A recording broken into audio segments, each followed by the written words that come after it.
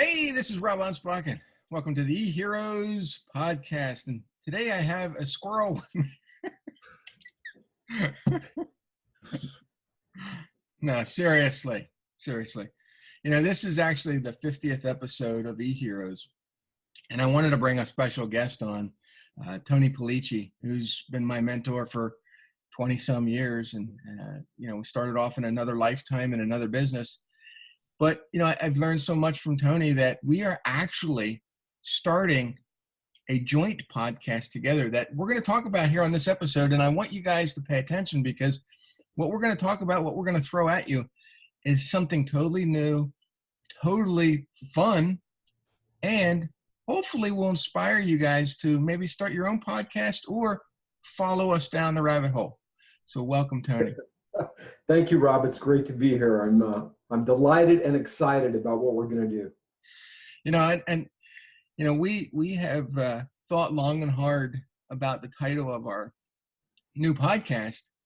And for the listeners, creating a title for a podcast is a pain in the ass. When I came up with the E-Heroes, I just looked and thought, okay, well, nobody else is doing that. Let me do it. But when you create a title for something, whether it be a book or a podcast, there are thousands of titles, and you have to make sure that the title that you're picking kind of meets the needs of what you're going to be talking about. And, when I said that we're both kind of squirrely, both of us suffer from A.D.D. And so, a lot of entrepreneurs do. So, we wanted to have our new podcast focus on faith, focus on family, focus on fitness. So there was a lot of things that we wanted to talk about, but we had to come up with a great title. Right. So my wife bought me this wonderful little plaque that says, "Hang on while I overthink about that." It's perfectly descriptive of how I operate my life. It's interesting that you said we suffer from ADD. And, the older I get, the more I start to wonder, am I really suffering from that? Or has that been an advantage in my life? Because, the most successful entrepreneurs and business owners that I know seem to have that kind of condition. So, yes, it makes it difficult sometimes to, get laser focused and decide exactly what specific direction you want to go in. But there's never a shortage of ideas or opportunities to come up with stuff. It's just I need somebody to help reel me in, because I do tend to overthink about things, and just I'm learning as I get older to just make decisions and execute. But one of the sayings that one of the teachers in high school said to me was, "Even a blind squirrel finds a nut sometimes." Now, that's right. I couldn't stand that teacher, but that's a story for another time. But the saying is very true, is that, we all want to go with 1,000 different directions, and maybe we're going to find something, but, we want to make sure that we find something every single day that's hitting, that's working, that is benefiting and making us money. And so that's the goal, not only of E-Heroes, but the goal of the new podcast is to create substance for everyone, so that they're not constantly feeling like that squirrel, and it's giving them something that they can bite on every single day. Yeah. So what is it that the audience of E-Heroes really turns to you to for guidance on, Rob? What can I talk about today that will really add value to your listeners and your viewers? Well, everybody knows that I'm very sarcastic, so I think they're looking for more sarcasm. Yeah, sarcasm. Oh, I didn't prepare any sarcasm. Usually that just, occurs as a natural extension of who I am. So hopefully we can muster some of that up. Yeah. To satisfy those sarcastic. And if not, then we'll talk about business and entrepreneurialism. But the problem, it's the problem. There's no problem. One of the things that I do differently, I think, on my show is a lot of the people that I interview are eclectic. Everybody has their unique way of doing things, their unique superpower. Mine Right. happens to be sarcasm, but I pepper it with a lot of stuff that people can actually use. Yours is direct response marketing, and turning words into gold. And I think that's been your secret for 25 years. Well, actually, my secret for 25 years involves putting bologna in my shoes before I go to work. And that's something I stole from Steve Martin. And this is the first time I've ever revealed that anywhere. In fact, I have some bologna in my shoe right. Oh, well, actually I don't. But yeah, actually, I think that that is true, that the ability to use words has been a superpower of mine. I think what underlies that is I have a great curiosity and affinity for how we operate as human beings, and also the ability to empathize and tap into what people are thinking and feeling. And that ultimately, that is what we need to do in our businesses. Is we're not selling to nameless, faceless corporations. We're selling to human beings, and in order to make a connection with a human being, it's important to be able to connect with them emotionally. So there's ways to do that: humor, sarcasm, empathy, creating bonds. But uh, ironically enough, I think that the way that I developed that power was because of being sort of isolated as a kid and having to, learn how, as I came into my adult life, learning how to actually express my emotions, get in touch with my emotions, and connect. And then something happened, and I found out that I had the ability to do that with others. When I worked, when you and I first encountered each other, and I was working with my younger brother, one of the nicknames that they gave me in the office was the counselor. And that was because yeah, it seemed like every time I got on the phone with somebody, they'd wind up telling me their life story. Literally, I'd be on the phone with somebody for 10 minutes. Yeah. And, I found out that, they're struggling in their marriage or their kids. And I'm like, how is this happening? But it's, rather than try and figure it out, today I'm just grateful that I have that, because it has helped me to be an effective marketer, copywriter, storyteller, communicator. And I think it's an essential skill for anyone in business, which in the book that you helped me publish, that is really the goal. Yeah, I see it back there on your shelf. Mm-hmm. The goal is to help anyone who reads it, whether they're a copywriter, an entrepreneur, small business owner, to be a better communicator and, share more compelling messages. Talk about the book, because you just, I don't know, I can't say an award, but you were elevated in status, and given more credibility for that piece. And I think that it really inspired you, because now your peers know that you have this awesome book out there. Yeah, I was actually notified by another copywriter. He said, "Hey, congratulations! I saw that you got the award for one of the best, top 70 copywriting books ever written." And I was like, "What?" So I went and I looked at the link that they'd sent me, and it was for this book authority, and I was number 17 on the list, right behind one of my mentors, yours too, Joseph Sugarman.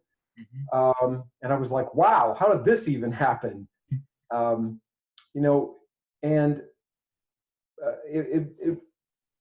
it was really interesting to me, Rob, because I want to do good work, all right, but I'm a terrible judge of my own creation, right? it's very hard for me to write copy for myself and about myself. Um, so, I felt like the book was something that I was proud of, and I knew that it had tons of useful information for people, but I didn't really realize how valuable others that information or thought it to be. So yeah, getting that that award, so to speak, that distinguished recognition there, that was pretty awesome, and it's kind of compelled me to maybe be more self-promotional about it. Here's the ironic thing, okay? It's like all day long, I'm telling my clients, and for decades, you got to promote yourself. You got to you got to do your own PR. You have to toot your own horn. Do it in a way that is, not arrogant, but you have to self-promote. And I have never really done that for myself. I've just kind of been the guy in the background, quietly making my clients millions and millions of dollars, and haven't really gotten out there and created my own platform. Maybe it was because I felt like I didn't have an awful lot to really say. I don't know. But whatever the case, today, at this point in my life, I have a ton of stuff that I feel really will add value to the world and to people. And I know that you do too. And that's why we're, teaming up. So like a squirrel, I've digressed from your question about the book, but I think the follow through thread here is that the book is a jumping off point for, my platform of communication and really making an impact with what it is that I've developed a life and a career from doing, which is, writing, communicating, telling stories, using direct response marketing, and helping other people to get what they want by using the right messaging. And for, I think for a long time, you and I, we had a little bit when it came to marketing, our styles were a little different. Like you said, you were behind the scenes. Everything had to be, almost perfect, but you didn't want to, elevate your own status. And for me, it was putting the content out. It didn't have to be perfect, but I wanted to get it out there to automatically, build my authority in what I'm doing. And, you and I would go back and forth, and I know that, this piece, this book that now is, number 17 on the list, I think it's kind of changed your perspective a little bit. And, now that's, kind of saying, hey, this is the way you have to do things now. Yeah. I guess what else is very interesting is that everyone that reads the book and sends me, a testimonial or writes a review absolutely loves it. And that's very encouraging too, because again, I've never been a great judge of my own work. I'm a real good judge of my own character. And whenever I screw that up, I'm like, you're terrible. You need to really live in the doghouse. Yeah. But, when it comes to writing about myself, it's hard to look at that, step back and look at that objectively. And I think one of the things that elevates you, though, is that you can take pieces that are 10, 15 years old and retool them to make them more modern, to make them sound like they were just written yesterday. And I think that's fascinating, because you have thousands of pieces that, could be switched over just like that. And people are like, oh, well, that's new stuff. Great. Yeah. Literally, I've been asked more in the last year and a half, Tony, why don't you have courses or content or archives, of your own? And I've been like, literally, I have mountains of copy that I've created for some of the most well-known and successful people on the planet. And So one of the things I would like to do probably in 2020 is to put together an archive of like templates and Swipe where you can come in, kind of, Dan Kennedy's magnetic marketing system, right? One of the very first products I ever purchased when I was learning how to engage in direct response marketing. It had templated letters, and the Piranha course had templated letters. Well, those things never, go out of style. All the new buzz about how AI copywriting is going to replace the writers, all they're really doing is they're feeding in templated stuff, and these machines are creating the copy.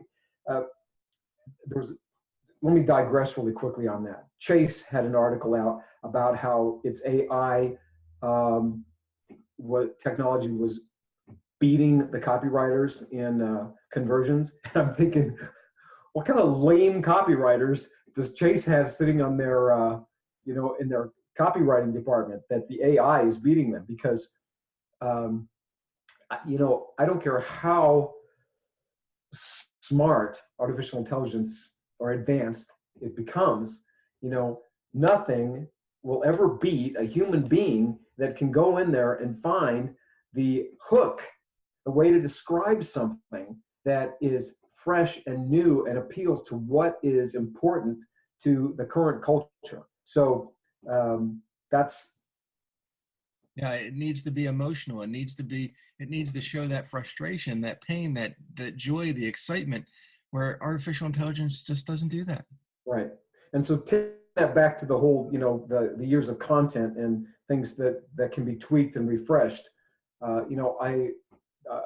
plan is to categorize my body of work into sections whereby, irregardless of what business or industry a person is in, they can find something to study, to model, and even to use. So hopefully that's something I'll be launching next in 2020. Well, I think we should. I mean, and I'll help you as much as I can, because for you having a membership site for not only the readers of your book, but for those that want to get your resources, I think it's a valuable commodity now to learn copywriting. I mean, 20 years ago, yes, I mean, you really needed it. Now you need it even more because you're competing against social media, and people aren't doing direct response. I mean, people aren't doing direct mail as much as they used to, which now if you do it, it's an instant hook into the house. People are reading their mail now because they're just not getting as much. I was just recently at one of Dan Kennedy's, well, it's not Dan Kennedy anymore, but it's the No BS Inner Circle boot camps. Mm-hmm. And Darcy Juarez was talking about being at a convention, and one of the workshops was the new secret weapon in marketing. And she went in there, and the speaker was like, there's this new thing. It's called direct mail. and she said, she was like, are they joking? But no, the speaker was absolutely 100% dead serious, and I'm thinking maybe it's like the, the generation of kids that we have now who have no clue what a VCR is, or, a dial-up telephone. Like, do they really not think that direct, it cracks me up. There's so much focus on digital marketing, but there's a ton of people out there killing it in direct mail. Yeah. And they have always been killing it. The digital marketing has become the lazy, easy way to get your message to the market. And as well as I do. When Facebook came out, people were like, "Oh, this is great! We can jump in and look at our demographics, and Facebook will give us exactly what we want." And then Facebook took that ability away because of all the privacy stuff. And now people are like, well, I can't market to the right people anymore. Why don't you mail to them? Oh, it's too expensive. Yes, but you're spending $1,000 or $2,000 on Facebook ads. Mail to them instead. Oh, no, I can't do that. Really? to get a better response. Well, yeah, the truth of the matter is that there are ways to use every type of media effectively for your marketing message. And it's only in very rare cases where I would ever consider excluding one particular type. Like, oh no, you should not use social media or you should not use direct mail. But that is very, very rare. And I can't even think of an example right now. But, we have a lot of options available to us. The default way that everybody, I think, is looking now is digital media or digital marketing. But that is not the be all end all. So anyway, I think enough said about that. So the new podcast, people, is going to be called what? The Entrepreneur's Effing Podcast, because we want to give it a little bit of shock value. And the effing is not what you think it is. It's not the F word that, all these gurus are throwing out in their speeches. But when you hear it, you're thinking, wow, okay, it's going to have some curse words in it. No. Every episode is going to focus on one subject that we feel is going to benefit you. And, we feel that it is going to, enlighten you in some way. It's not going to be 20 or 30 minutes. It's probably going to be 5 or 6 minutes, maybe 10 minutes. But it's going to give you one nugget that you can focus on that particular week. And, we hope that you benefit from it. We hope that you send us lots of love letters and say how great it is and you're inspired and send us boatloads of money. But, we can do without the love letters. So just send us the money.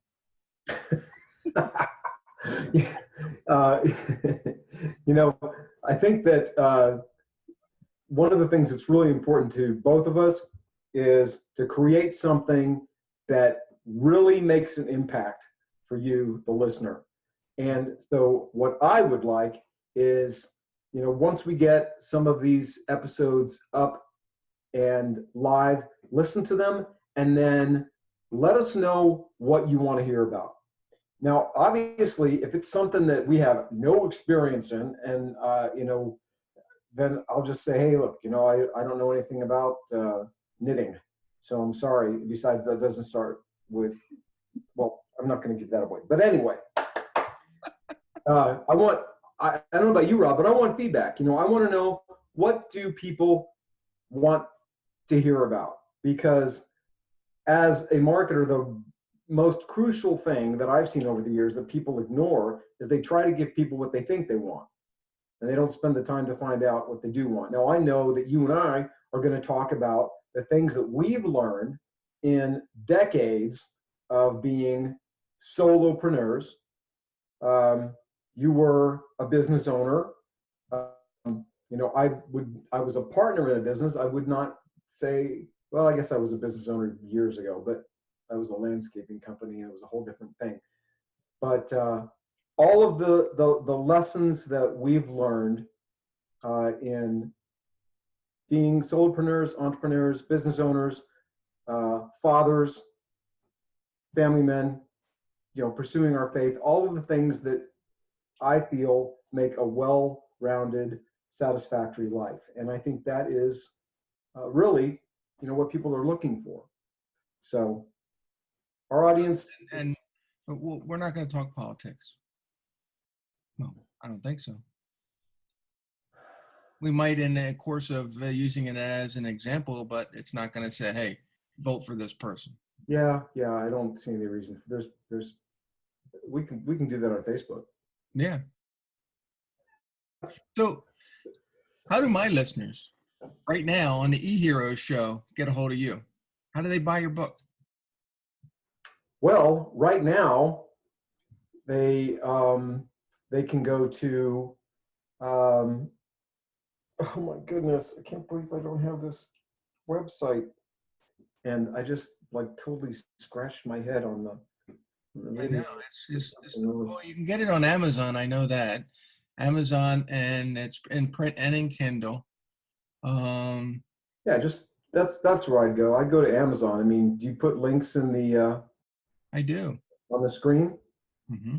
Yeah, well, they can go to the link that's shown on the screen. And I'll put I'll find your website and I'll put it down there.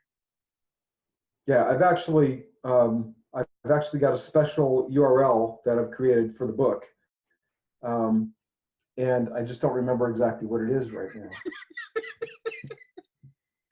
Well, I'll find it and I'll put it there because that's the kind of friend I am.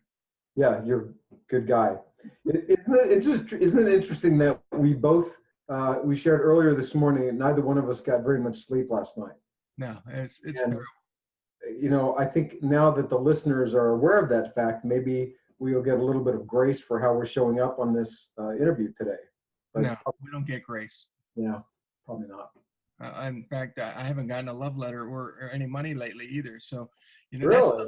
that's something they have to work on. Yeah, Man.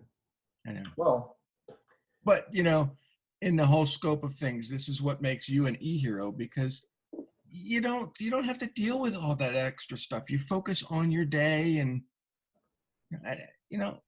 but I appreciate you being my mentor for the last 20 years. I appreciate helping you. I appreciate all the friendship and the dinners out, and I just to me I should have done this interview with you a long time ago. well, Rob, you're, in addition to becoming a really dear friend of mine, I've watched the tremendous things that you've done did you just mouth something to me? You said becoming. I said becoming? Becoming a friend. I have no idea what you're talking about. I'm going to have to watch the interview to see what I just said. Okay, let me try this again. I don't know what I said, but if I said becoming, I meant like over the years, not like you're just becoming a friend now. I mean like in our history. So in addition to being a dear friend, watching you went from one of the most resistant, stubborn guys to like one of the most prolific, successful implementers of the direct marketing strategies. And you did some really creative things that I'm not going to share here. They're like little secrets that I know what you did and how you did them, but they were brilliant, absolutely brilliant, And the fact that you have now become an authority marketer to people and have changed countless businesses, I'm so delighted and excited for you. So, the fact that I had any tiny little part in that is great, but I really, can't take credit for that because I just happened to be in the right place at the right time and introduced you to some things, and then you took it with your own passion, your own excitement, your own creativity, turned it into something fantastic. And I'm just, I feel real blessed and grateful for the relationship that we've built and the things that we get to do together. And I look forward to, how we're going to impact others going forward, continue to do. So That deserves a hug. You hit my Anyway, chin. for all those that are listening, disregard that hug, and I'll see you on the next episode. Thank you, Tony. Thank you, Rob.